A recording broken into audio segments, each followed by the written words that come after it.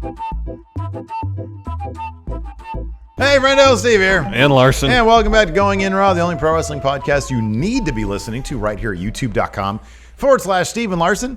We also have a variety of reward tiers over on the Patreon at patreon.com/Steven Larson. One of those reward tiers is $20. And at that mark, you get to submit your video question right here at Matt Chat. It's a Sunday Matt Chat show. Woo! What a crazy Triple Mania we had last night, Larson. Yeah, it was something else. I just spun a lot there, so I'm dizzy. Whoa. So I got to get my bearings back. Let's just kick things off. Give me an opportunity here to not be dizzy anymore. First question from Christopher Rampersad. Hold on. Should we explain something really quick? We will after question. Take it away, Christopher. Hello, Steven Larson. I just want to say thank you very much for making me Match Out Hall of Famer. So, this is your Match Out Hall of Famer, Christopher Rampersad here. And my question is, do you think we're going to get Goldberg versus Dolph Ziggler? It is probably the most exciting match I really want to see, because I want to see Goldberg bury Dolph Ziggler, and I am ready for this match for SummerSlam or anytime. Do you believe we're going to get this match, even though Dolph Ziggler is heavily talking about Goldberg a lot? Thank you, Christopher. We're reshooting this. Yeah, usually we do this on Wednesdays, which we should probably start filming these like later in the week. Once the new stuff happens. Once the schedule gets changed and stuff. We might want to Wednesday do it just worked later. out best. It gives me time to edit. Sure. Yeah, that's a good point too, yeah. But we originally shot this Wednesday, but shortly thereafter, new information came to light, man, regarding Christopher's question. And Christopher's going to be very happy. Aren't you happy for Christopher? He gets to see this match. He said he really wants to see it. I know he wants to, so I'm happy for Christopher. That's I'm good. not as excited, but Christopher's very happy about it. So when after the next question, we have completely different shirts on. Now you know why. The rest of this episode is as we shot it on Wednesday. Yeah. This is Friday. Steve. The original answer for this, because he said, is this match going to happen? We both said, no, it's not going to happen. We both said it's not going to happen. I think I said I want it to happen. You said you emphatically do not want it to happen. I have basically zero interest in it. Yeah. So it does seem, Christopher, congratulations, seems to be confirmed this match is going to happen. Well, here's the thing. Meltzer is like 1,000% confident. What if WWE's just trolling the crap out of Meltzer? I know that possibility exists. Or the possibility exists that because the match has gotten leaked, they will think, well, we can do something with Goldberg down the line. Well, no, I was thinking this. What if Goldberg was never on the table? Maybe. And then when they saw this Meltzer thing, they were like, hey, and they just tried to troll Meltzer. That's entirely possible. Everybody's trying to troll Meltzer, man. Could be. Oh, my goodness. Could be. Just because that's the news, Meltzer's seemingly overwhelmingly confident that it's going to happen, doesn't mean plans can't change. True. What do you think the possibility of that happening is? 0. I think the possibility that the match was never going to happen in the first place is a better possibility than them changing plans based on Meltzer leaking this info. That's my thoughts on that. Although, I don't know. I guess I kind of see your point. If they wanted to keep it so secret, if they were determined to keep it secret, and then it leaked out, maybe it's just a big... because Meltzer said... And then they push it. Because Meltzer says on the internal match listings, it wasn't even listed on that. Yeah. So if this is something they were trying to keep so hush-hush that internally it wasn't even being passed around or people weren't aware of it. There's been reports that this match is going to happen. I don't think it's a sure thing. Even if it was... I don't even know if it was necessarily a sure thing before Meltzer started reporting on it or was apparently told that it was going to happen. And I think it's a slightly less sure thing now. Yeah, I don't know, man. That just might be me projecting my own feelings because I really have no desire to see it. Yeah, could be. I kind of feel like, I don't know. I feel like because Goldberg is such a big money deal and it's SummerSlam, they're gonna do what's best for the millions of people who are gonna watch this, assuming millions of people watch it, for the larger audience as opposed to the internet wrestling community. Mm-hmm. That's my thought. They wouldn't really care about if they knew or whatever. I mean, hey, give Alvarez credit. The fact is, Dolph Ziggler was name-dropping Goldberg endlessly. He was name-dropping Goldberg more than the Jacksons name-dropped CM Punk. Mm-hmm. So I do think that there is probably some fire where there's smoke. And I don't think that's going to change. If they have Dolph Ziggler, it's obvious that people are going to be like, yeah, this is going to happen. Yeah. Like you and I were even talking about it. We both thought it was like, because you were talking about it, and I was like, that's outrageous. That's never going to happen. Well, I mean, just based on the talk of Dolph saying his name repeatedly, people are like, is he going to have a match against Goldberg? See, I always thought, I honestly figured that was just WWE being petty. I thought that was Vince being petty. Yeah. And wanting to rub Goldberg's name in the dirt more because of that crap match at the Saudi show. Mm-hmm. Evidently, it's exactly the opposite. They're name dropping him because there might be a match on deck. Yeah, entirely possible. So I could see that being the case. Entirely possible. Next question from the Raptor. Ooh. It is I, the Raptor, returned. And here's my match question. The WWE are about to enter in a partnership with a network that can easily cancel their product in SmackDown. So, after learning that they rewrote SmackDown twice on Tuesday, what do you think will be the outcome of Fox and the WWE's partnership? I say it's going to end in flames, baby. Muchas gracias, Raptor. Thank you, Raptor. I'll tell you what the outcome's going to be. Well, not Okada dollars. Well, I thought gonna that was be going to money. float down. I thought it was going to float down. We got to do it like this, I think. Yeah, see if it'll. There you go. That's what we're talking about. Money. That's going to be the outcome. Yeah. Fox is going to do whatever they need to do, whatever they can, to make sure WWE SmackDown Live on Fox gets the ratings they want. Mm-hmm. If they have to be super hands-on with the show, they'll be super hands-on. They will do everything within their power to get the ratings where they want them to be. And once that happens, they will be content. Yeah. And everybody will make money off it. Yep. It's possible that once the 5-year deal is up, they'll remove themselves from it. They'll be done with it. Entirely possible. But I think it's very, very doubtful that it's going to go down in flames. Quite the contrary. I think, like you said, I think it's going to make everybody a lot of money. And it'll probably raise the stock price even more. Not to say that In it's going 5 to years, be... it'll probably give them what they want. And in 5 years, they'll probably re-up and for even more money. Maybe. Because companies work that way. Kind of. And it's not to say that it's going to be a smooth partnership. There'll be some bumps in the road. Fox, I think, is going to be I think they're going to be. They're going to be hands on the reason. They're going to say, "Well, we giving you this much money, and you're not delivering what we want." Bishop's going to be. I think Give us the keys to the car. He's going to have a heck of a probationary period. Mm-hmm. You know, I think that he's going to. It's going to be interesting. They're probably going to install somebody who's a bit more savvy with relations between companies than him. I would think. Well, that's kind of the primary reason he was brought in. Yeah, I know. But that was a Vince hire, and Fox didn't know about it. Yeah. Like a liaison of sorts like that. You would think that. I mean, it's They would one be thing to consulted, hire a you would creative think. Yeah, guy. Yeah. But I don't know, man. I'm still not entirely sure what Bischoff's doing. I don't even think Bischoff's sure what he's doing. No. I mean, He's 'cause hanging out at catering, getting these production meetings. It's like, here, let's get up to speed.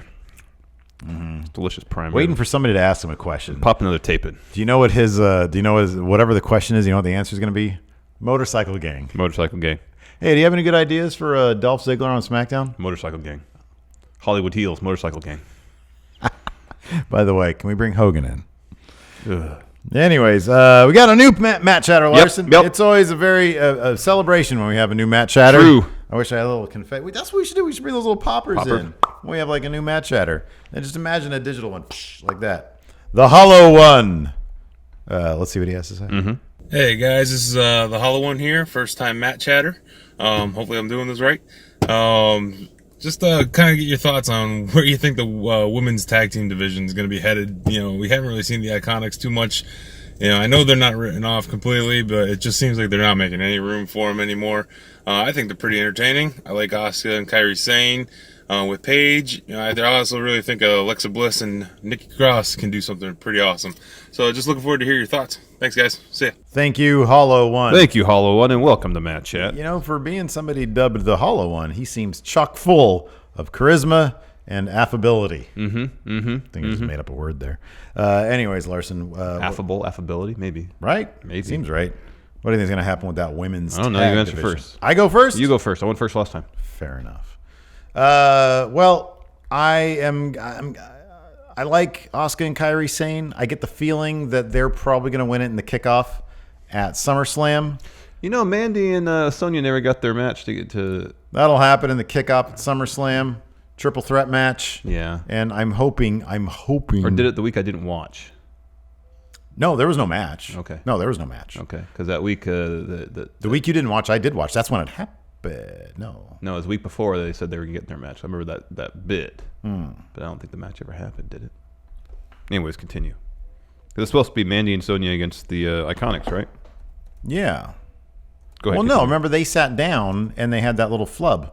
We Yes. covered that one. You watched that one. Oh, okay. Yeah. Yeah, I watched that. But And there hasn't been a match since. Okay. We've watched everything since then. So, I don't know. I really don't know. They seem to be at a bit of a crossroads with the women's division in general. I think SmackDown's doing a decent job. They've got Charlotte versus Trish. They've got Bayley versus Ember Moon. That's decent stuff. All I really have going on in Raw is Becky versus Natalya, which is a bit on the underwhelming side for SummerSlam.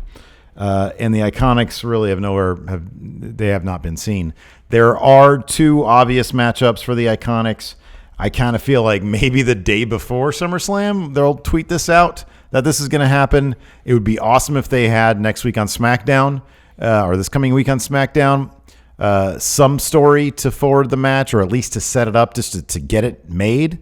It'd be an absolute shame if they debut these belts and it'd be less than a year later.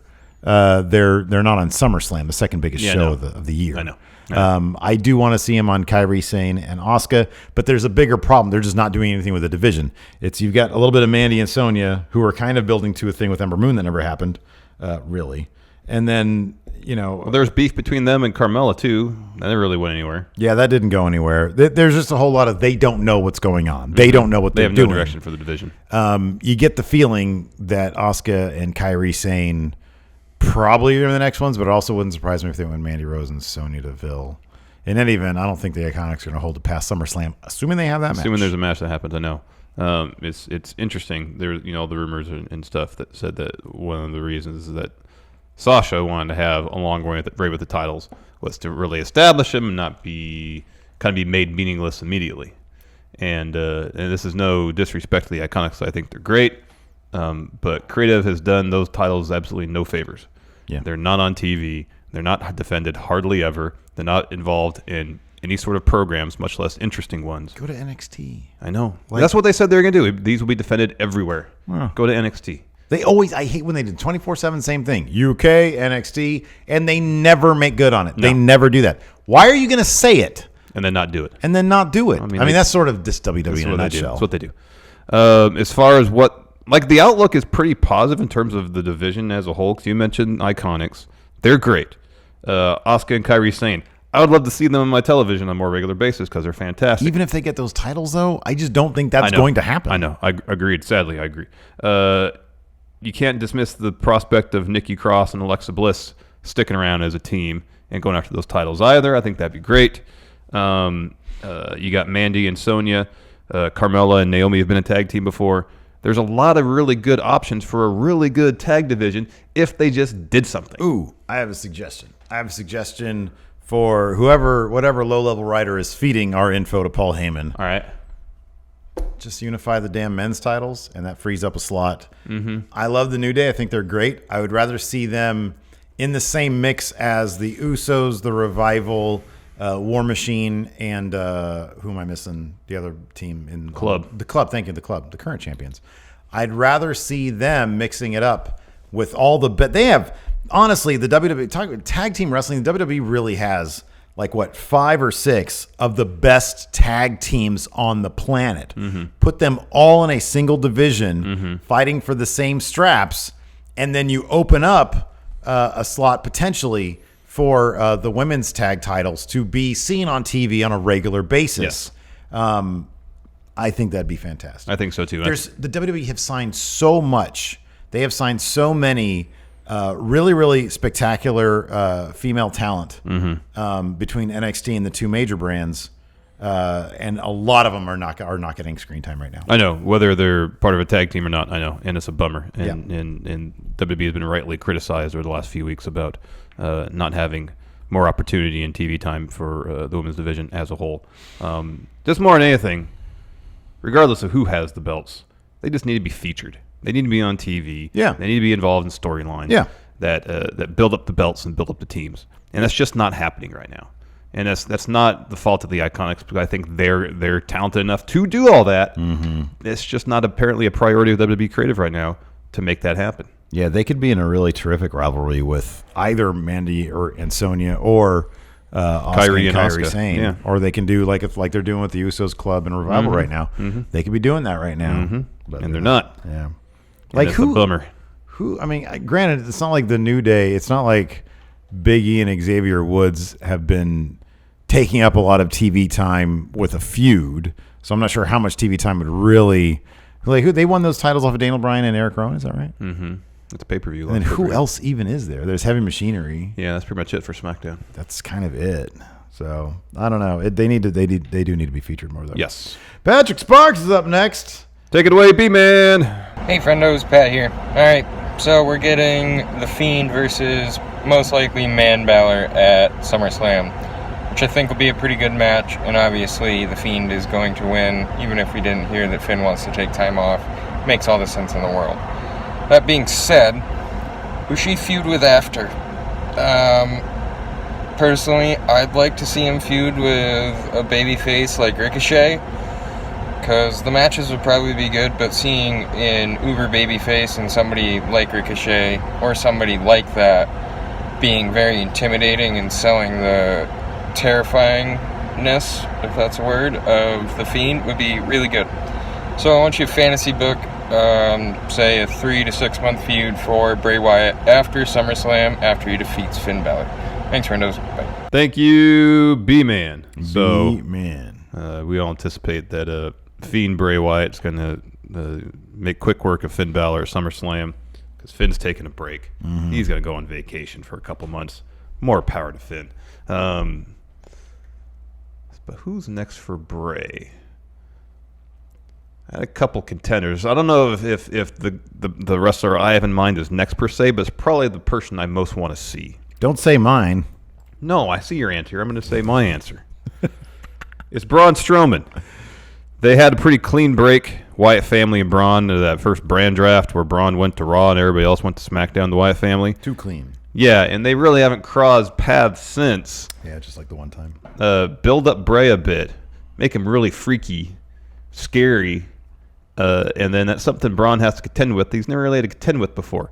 Freaky, scary, Fiend Bray Wyatt, and you can reference their past. That Braun was brought in as part of the Wyatt family. Maybe Bray still has a little bit of mind control over Braun. Who knows? There's just a lot to work with there. There is with your answer too. But if you want a marquee matchup for Bray, give us up with Braun Strowman in the near future. Again, I think Bray probably needs a couple more feuds before that. That's like a Mania feud next year. I think that'd be perfect. I think so. He needs somebody who he can win. He can beat. Yeah. Braun, I love the idea of Braun, and I love what they can do with it. And maybe Bray's supernatural powers puts himself over Braun. But just they never like to have Braun lose to anybody. I know. If it's not Brock Lesnar. Here's the thing. I'm going through the roster and thinking of ideas. Because I thought Braun would be cool. I thought Mustafa Ali would be great. Problem is, Bray's going to win all those feuds. I don't want Bray to win. I do, but I want to. The more interesting feuds, it would be programs where I don't want to see either competitor lose. So you need somebody. This is why I chose the name I did. My name is Luke Harper. You need somebody who right now just needs to be on TV, and people will be happy to see him. I think Luke is in a very interesting position. The vast majority of people, I think, kind of know his plight. I mean, there hasn't been anybody chanting his name at shows or anything like that. He's not to that level. I mean, nobody's really chanting Sasha's name either. She ain't been seen. But with Luke Harper, you have somebody who just needs to be on TV. He needs to be wrestling again. And you've got the obvious story built in. And Luke Harper at this point can afford to lose as long as he is just showcased. Like, let's just remind ourselves what Luke Harper can do out there and bring him back down to that brief moment in time after the Wyatt family, but before the Bludgeon Brothers, when he wasn't like a blithering idiot or a guy who couldn't talk.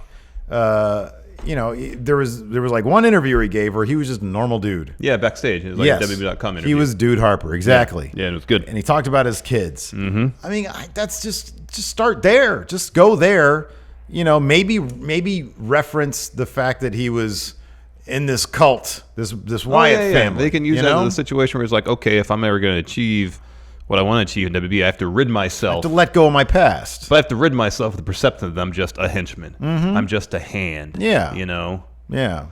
But also, like, Bray messed me up a little bit. Yeah, that being too. under, he had me sleeping out in the barn in the Wyatt compound. My shirt was always dirty, and I couldn't for the life of me do a Southern accent. And he kept talking about demonic powers, Yeah. but he would just show stock footage in the barn overnight. Right, exactly. It was really disconcerting. I couldn't see my family. And so, I mean, that's what you do. And then, yeah, Luke Harper, he can lose. But, man, to have him in a match on pay-per-view, in a singles match against a big act like The Fiend now, I think that could do wonders. Yeah, it'd be pretty cool. For Luke Harper, and it also makes you, it gets you freaked out over The Fiend a little bit more, you know? Yeah.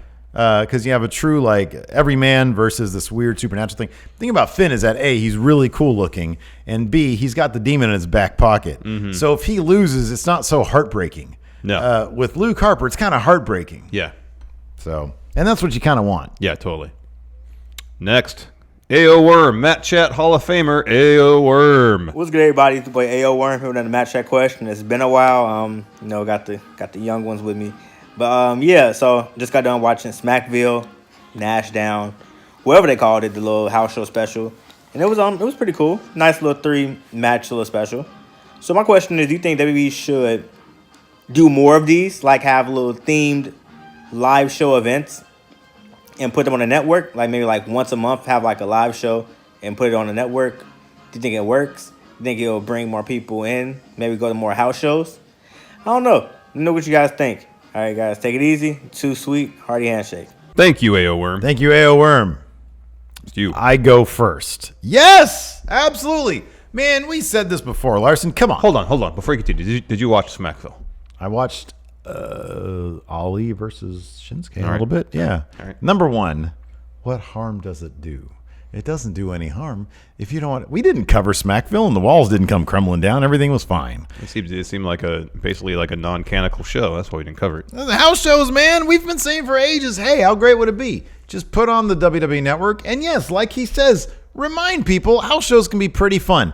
As long as you let them retain all the fun stuff that they do at house shows when they sometimes break character a little bit, they get a little looser, a little goofier. There is absolutely no reason why they shouldn't be featuring house shows on the network more. And if you can theme them up a little bit like Smackville, it didn't mean anything, but they were doing it from Nashville. So that's great. You give it a little music thing, and that's awesome. And it gives people more of a reason to tune in. It gives people more of a reason to watch. If you're sitting there and it's a Saturday night and you're on the couch and you're bored, you're like, man, nothing's on Pluto TV right now. I've already seen every episode of Unsolved Mysteries. That's a problem I have. Smackville's on. Okay, cool. I'm going to tune in and check it out. And then every once in a while, you get a surprise. Maybe a title change happens. It gives you even more incentive to tune in. I think it's a great idea. There's no reasons, Larson. No reasons why you shouldn't have more content if it's available. There's already too much to follow. There's too much. Then don't watch. I didn't watch. Right. But if it gets to enough point where enough people don't watch, then there's no incentive for them to do them because they're spending money for no one to watch it. But that's their business problem to have, not Yeah, yours. I understand. My problem is that they put some show in front of me called Smackville. I know it's a house show. Here's the thing. If you're going to do it, do the whole show. It was an hour. Whoa, hold on a second. I thought you were arguing no more, and now you're saying more. Here's the thing. No, it's a thing where it's overarching. It's too much. You're not giving me, just because you put it out there, you're not giving me a reason to watch it because I know nothing important is going to happen. Yeah, you can do the occasional title change. I know it's just a thing to drum up excitement about it. But if you're going to go through the trouble of airing it, air the whole thing, not just an hour. Well, I agree with that. Put on more. Give us all the because if I know if this is like a 2.5, 3 hour house show and you're only broadcasting an hour of it, okay, this doesn't matter at all. Yeah, this is completely inconsequential. Yeah. So why should I bother caring? I'm not going to. Give me if you're going to go through the trouble of oversaturating the market, then give us stakes involved with every little thing you do. There's no stakes. There is no stakes with Smackville. I don't care because there's no stakes. Sometimes you just want to, like A.O. Worm. He was like, hey, that's fine. Worm's going to turn But on. if that's my situation where I'm on Saturday night sitting home alone, not doing anything, am I going to watch Smackville or am I going to watch the G1? Give me the G1. Well, in 2 months, G1 ain't even going to be around. There's a whole backlog of stuff in New Japan World I'm completely unfamiliar with that I can watch, educate myself, enjoy some really good wrestling, and guess what? It matters. Yeah, but you won't. I mean, why couldn't it just be a bit? Not everybody wants to watch New Japan. Sometimes people just want to zone out and watch WWE. Not every match has to be a 4-star match, man. Sometimes you can have a 2-star dud and be perfectly happy. I don't know. When was the last time you had a 2-star dud and were perfectly happy? Think on that one. We got a question from Rich. And Chase. Oh, yeah, and Chase. Sorry. Yeah, take it away. Hey, Friendos and Steven Larson. This is your Tournament of Champions current winner, Rich. Just got done winning Chat Trivia with help from Chase here. But we have somewhat of a two-part question, and here is Chase's first part. Who do you think would win against Shinsuke? Against The Undertaker? Pretty good question. My quick follow-up to that is, how long do you think Shinsuke will be a heel? And do you think they'll ever turn him face? But let us know. We left the house and saw the time, so we had to hurry and get this in. So talk to you later, friendos. Bye. Thank you, Chase, and thank you, Rich. Thank you. Nakamura would need that win. So I'll say Nakamura would win that match between The Undertaker and Nakamura. He needs the rub. You want to push Shinsuke to the next level, give him a win over the dead man. As far as how long is he going to remain a heel, your answer is probably right. But in theory, if they can actually book a heel run for his that actually utilizes his immense charisma effectively, that matters, you know. Well, a heel run that actually matters exactly is what you're talking about. That showcase the full breadth of his skills. Then it's a situation where, here's a heel that can get over organically as a face. He needs to wear that crown again. Yeah, man. He's got that great long coat of his. He's got the trench coat, yeah. He's got the trench coat. Maybe instead of a crown, he has like like cap? No, like he goes full like detective. What do you call that? What do you call a Sherlock Holmes hat? Well, not that kind of hat. Just a pipe? No, not a pipe, but a hat. I can't think of the name of it. Yes, a fedora. Thank you. No, that name escaped me. Because of the trench coat. Yeah, okay. the trench coat. See? He goes full, yeah. I went surfing today, Gumshoe, see? yeah. I went surfing today, see? A body washed up on the shore. Now I got to find out who done it. You got it. He comes in with a little bit. So, Roman Reigns, how do we know you didn't push this stuff on yourself, son? There you go. Anyways, sorry. Yeah, so I agree with both of those things. Nakamura should totally beat Undertaker. If they do it, honestly, they just need sort of Nakamura to get back to relevance. We all thought that they were going to do something with the United States of Nakamerica or whatever. Yeah, they didn't do anything with that. And they didn't do anything with it, but it seemed like they wanted to. And then now he's got the Intercontinental Championship at a time when that's sort of lower than the U.S. title in terms of seeming importance. Look, man, if we're getting back into the territory of factions, I can't think of anybody better to lead a faction than the co-founder of Chaos. He even dropped the term Chaos on I think it was the SmackDown when I was gone that I watched the day after I did the WrestleDog thing. I actually watched SmackDown, and he said, I'm ready to bring some chaos to the Intercontinental Championship or something like that. There you go. And I was like, whoa. So it would be great if he started a faction, do that. And then if he joins the OC, that'd be cool. Oh, that'd be great. Then they kick him out. He's a face. Yep. And he's huge. But you're right. He was definitely something special in NXT. People understood it. And then he got to main roster. One of the most over wrestlers I've ever seen. Oh, yeah, big time. We were in Brooklyn for TakeOver. As soon as he got called up, the artist. Oh, that killed it. Yeah. King of Strong Style is such a great name. I know. Like that legitimately makes me upset now. Yeah, it's really upsetting. You know, it's like when you think about they call him up and they have him in the segment against The Miz. And you're like, oh, this makes sense. This is a time with Daniel Bryan and The Miz were going back and forth, but The Miz being a soft wrestler. And here, this King of Strong Styles in front of Miz. He really has to test his mettle against him. And then draft happens, and then Miz is shipped to Raw. Yeah, dude. Doesn't really make much sense. There is so much money they have left on the table. It's ridiculous. Yep. Next up, Guillaume. Jacksonville's number one. Yep. Let's see what he has to say. Hey there, friendos. This is Jacksonville's number one Matt Chatter, Guion Halili, back with another Matt Chat question. This week, my question was actually given to me by Jacksonville's number two. And her question is, she didn't want to ask it. Her question is, which WWE superstars would you want to be on your team to do an escape room? And you can have a max of 7. Each of you. Make a team. Let me know your thoughts. And keep the great work up. You guys are awesome. Too Sweet, and a hearty handshake. This has been Jacksonville's number one. Later. Thank you, Guillaume. Thank you, Guillaume. You done escape room before? No, Nor have I. I want to I have no desire. test my Your mental acumen. Your mental acumen? Yeah. I feel like at junior college I could have been pretty good. These days, Yeah, I know, like high school to junior college, maybe even college days, yeah. college days. Probably Before all the pretty booze good. drinking happened in my life. Well, yeah, that kills off a lot of brain cells. Indeed. That's what I hear, anyways. Indeed. So, Steve, who would be members of your escape room team and why? It'd be the Wyatt family. All right. Bray, Randy Orton, Luke Harper, Eric Rowan. Tell me why. Braun wasn't really around long enough to establish that he had teleportation powers. Oh, there you go. Cheat code, teleport out of there. Don't There have you to go. use what little brain cells I have There left. you go. The dullard has to do nothing but hold the hands of Bray Wyatt and Eric Rowan. And hope he can transmit his teleportation powers to you. I know, he might just accidentally like teleport my hands off. Or he might teleport without you. You'd be stuck in the escape room for the hour. Well, then I'll add another one who has to be left behind in case I do get teleported out. Smartest guy on the roster is probably Xavier Woods. Is he actually a PhD? Or is he working on that? I think I keep hearing he has a PhD. Working on the PhD? I don't know. He is a PhD? I don't know. It seems like a simple Google search should answer that question. Nevertheless, that dude seems super smart. Yeah.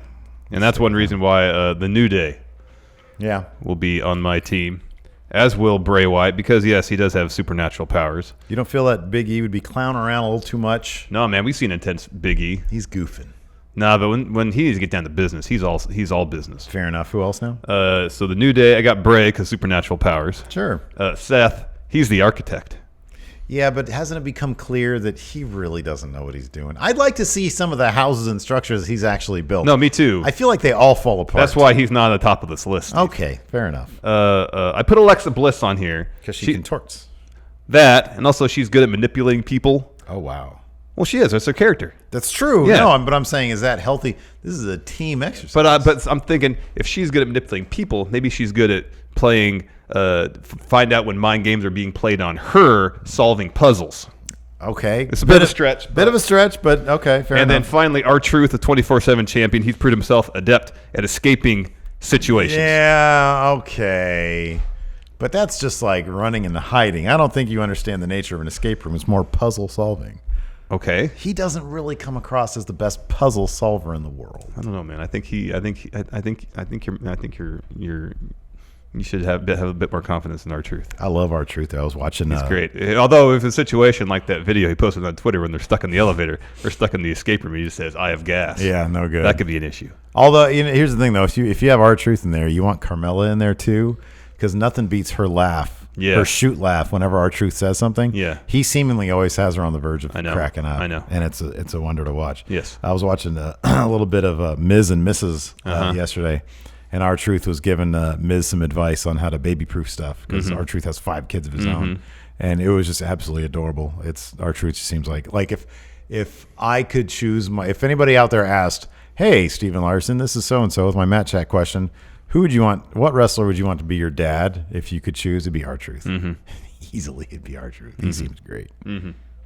Next, got a question from Andy Nero. Let's see what Andy has to say. This is just for you, man. Hey Friendos, Stephen Larson, Nero here with a Mad Chat question. This one's a hypothetical question. Larson, you've obviously made it very clear that you don't too sweet. My question is, let's say in 2020, 2021, Suzuki Goon becomes no more, Minoru Suzuki joins Bullet Club as the leader of Bullet Club and starts too sweeting everyone. And by some miracle, Going In Raw gets an exclusive interview with the King himself. At the end of said interview, it's all been very cordial, he throws up a too sweet. Do you too sweet him back? Take care. Bye. Thank you, Andy Nero. Thank you, brother Nero. As everybody knows, I'm a man of principle. I'm sorry. Did you hear that? I said. No, I heard. Yeah. And as such, I respect Minoru Suzuki greatly. Greatest combat athlete of all time. Answer the question. One of my 10 favorite wrestlers ever. Answer the question. Unfortunately, if he presents a too sweet to me, I would have to respectfully decline. Psych, not. That's not true. You too sweeted AJ Styles. You never saw that. But did it happen or no? You never saw it, so it doesn't matter. Did it happen or no? You never saw it, so it doesn't matter. Exactly. Proved my point. You totally too sweeted AJ Styles, and he did not pony up $200,000. I think it was before he had a. No, it wasn't. Yeah, it was before all that. Was it before our Patreon? Mm-hmm. We That was interviewed before him the Patreon, but it was before he put that tier up. Oh, okay. Fair enough. So, you would. Of course you would. You would try to do it outside of my amazing periphery, which extends to like basically right here. It's like, if this is like 360 degrees, like 300-degree periphery. But you'd fail. I'd see it. This time I'm savvy enough to capture it on camera. A lot of people did actually notice when you two-sweeted Kenny on the lowdown at the G1 special. There was never any conclusive evidence of anything approaching a two-sweet. Definitely happened. No. So, yeah. Don't ever meet your heroes, people. They'll disappoint you. Gosh, I hope I'm nobody's hero. Wow. Oh, man.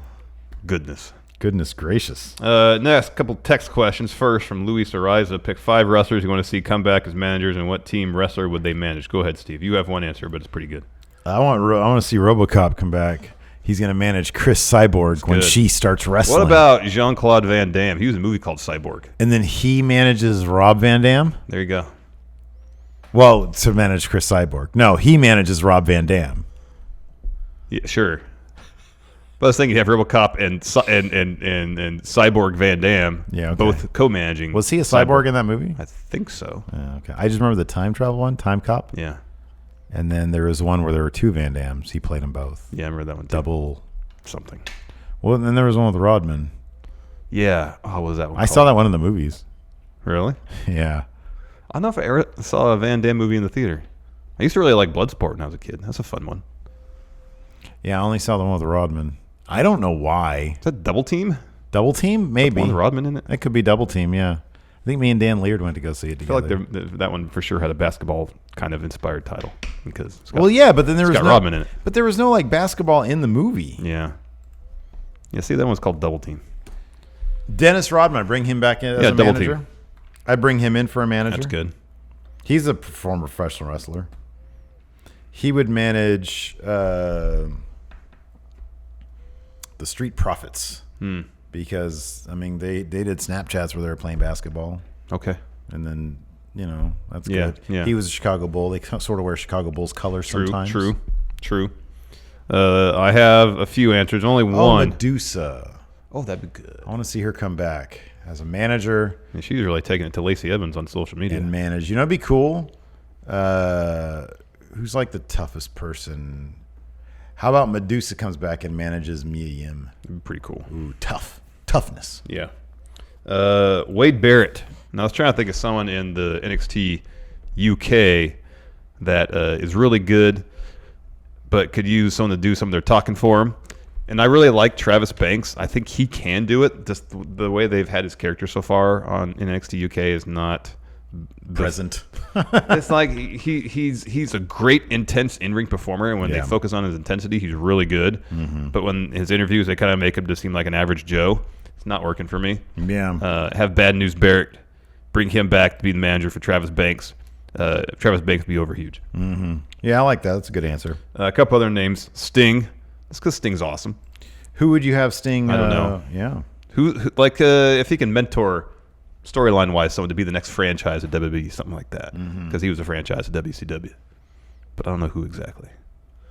You know what you could do? You can come back to manage Seth Rollins. Actually, that was my first thought. But then he turns on Seth for ending his in-ring his career, and then he aligns himself with RoboCop. There you go to counter the strength of Seth Rollins. There you go, perfect. Mark Henry. I want Mark Henry to be a manager. I think that'd be awesome. Road Dogg. And then finally Ryback. I want Ryback to manage Lars Sullivan. That's good. That's messed up. They might absorb each other. I know. Talking about Rawgate Mutant. Road Dogg could manage, Seth, because he wants to be DX now. So bad. Seth got a little piece of that DX. He's going to start wearing green. So bad. He's going to start doing crotch chops. So bad. Who can Mark Henry manage? Who's strong?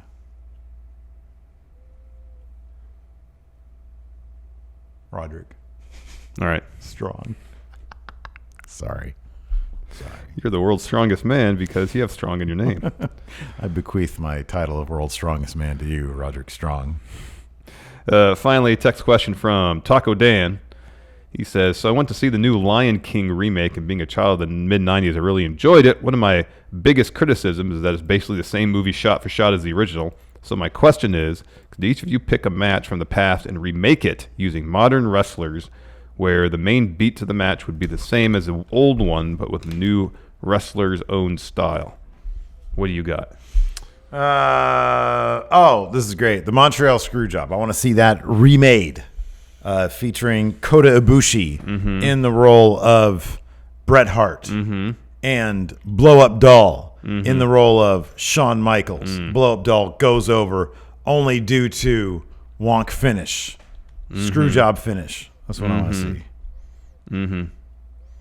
First thing I thought of, because I think it'd be funny, is Hogan versus HBK at SummerSlam. Instead, again, great for a blow-up doll match. Yeah, it would be. And then Cena would have the role of Hulk Hogan's role. Oh. And then AJ Styles. Oh yeah. Could be the one overselling. Oh, that's good. I like that. That's really good. Could be funny. No, that's a good one too. I want to see the SummerSlam match, Hogan versus HBK, but in the role of HBK overselling, no, in the role of Hogan, Yano. And in the role of the person overselling, Orange Cassidy, hands in his pockets the whole time. We got it. Collaboration right there. That's the show. That's it. All right. If you want to be part of Matt Chat, hey, $20 in my pocket, and you can be. Why do you get a pocket the whole $20? You split I'll $10? I'll PayPal you. They only have a $20 bill. I will PayPal you $10, and so it's even. You better. Yeah. Well, I'm going to. Gee whiz, man. My eyes on you. Yeah, I got my eyes on you too, pal. Anyways, thanks so much for tuning in. Until next time, I'll talk to you later. Bye.